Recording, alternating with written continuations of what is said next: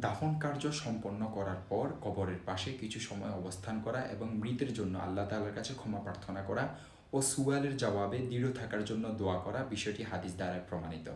সুনানে আবু দাউদের এক বর্ণনায় এসেছে, হযরত ওসমান রাদিয়াল্লাহু তাআলা আনহু বলেন, রাসূলুল্লাহ সাল্লাল্লাহু আলাইহি ওয়াসাল্লাম দাফন কার্য সম্পন্ন করার পর কবরের পাশে কিছু সময় অবস্থান করতেন এবং বলতেন, তোমরা তোমাদের ভাইয়ের জন্য ক্ষমা প্রার্থনা করো এবং সুয়ালের জবাবে দৃঢ় থাকার দোয়া করো, কেননা এখন সে জিজ্ঞাসিত হবে। সুনানে আবু দাউদ হাদিস নং 3213। অতএব দাফনের পর কবরের পাশে কিছুক্ষণ সময় অপেক্ষা করে দোয়া ও ইস্তেগফার করা হাদিস দ্বারা প্রমাণিত।